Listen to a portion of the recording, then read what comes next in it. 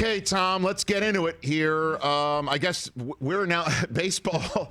I guess we the fans are baseball is smalls, and we're telling them that they're killing us, man. So what is happening as you and I are conversing here on this Monday morning, where the Players Association told baseball, tell us the when and where, and tell us today. Let's end this thing. Yeah, what's happening is huge disagreement that's gone on now for I don't know how many months. I guess since March. They can't even agree on what they agreed on in March. It comes down to this. The players basically said we took a quote-unquote pay cut in March so that we would be paid 100% based on games played. So say half a season, we get half of our salary. Owners are saying, well, listen, man, we didn't know at the time, and we left open the possibility that we could be playing these games without anybody in the stands. And that's 40% of our revenue. And we'll have a conversation later about what to do with empty ballparks.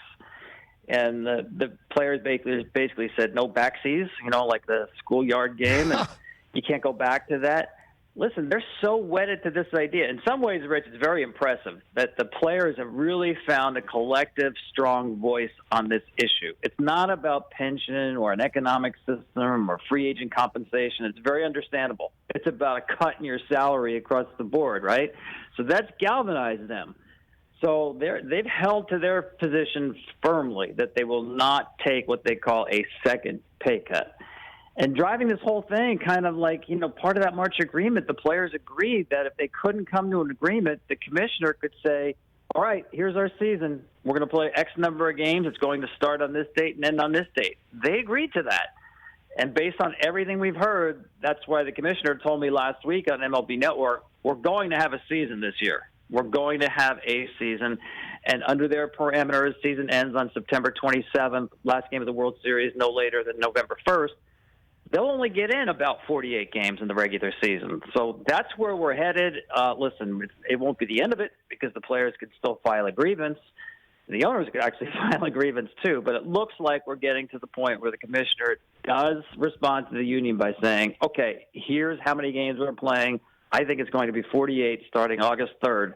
And we go from there. Starting August 3rd. So they're just going to wow. Well, I said that because I'm backdating it, Rich, that, the owners have September 27th as the end of their regular season, so they get the whole postseason in before November 1st. So if you backdate 48 games from September 27th, that's where you get. And I actually think if that's what you're going to do, why have just a 3-week training camp then?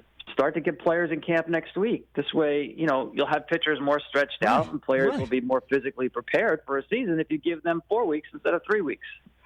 So, and then in the middle of all this, we hear that Turner Sports and, or AT&T or whoever you want to call as a parent company, is going to plug $1 billion into the pipeline with a new television contract. Tom, how does all of this square that baseball won't, I guess, take the financial hit as owners for this one shortened season, or not come up with some sort of way to say, okay, players, you get less of what we agreed to in March, but you still are made whole later on down the road when we've just made all this money.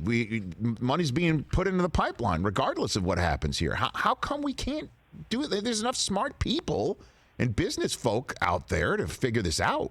What's going on? Yeah, it reminds me of somebody told me this years ago, that the greatest thing to happen to baseball, and you could apply this actually to any sport, is the DVR.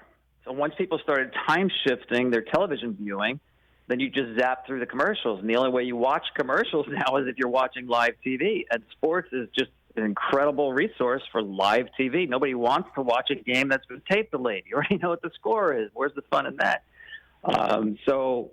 Baseball has tremendous number of games, which TV sees as quote-unquote content. So it's a great content generator, live content. Advertisers love it. So especially in a postseason where baseball becomes more event-oriented, there's a premium. The networks love it. So I think that has a lot to do about the state of television as much as it does about baseball specifically. But, yeah, it's an indication that the sport, as far as the finances go, I think is healthy. And it's, to your point, Rich, the owner's last proposal would have given the players if the postseason was played to completion, about $1.5 billion. They basically rejected this out of hand. And knowing that the commissioner could schedule 48 games in which they would get $1.2 billion. So sticking to principle here, they're willing to forego $300 million, which works out to 20% per player.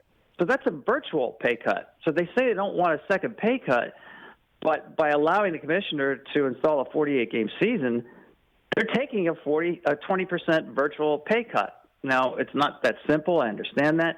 They still would retain the right to file a grievance, and the damages would be just tremendous if they ever won that. So it is more complicated than that. But I think I'm using that as an example, Rich, Yes. on how galvanized the players have been about not taking a second pay cut, because they literally are turning away $300 million to stick to their principle.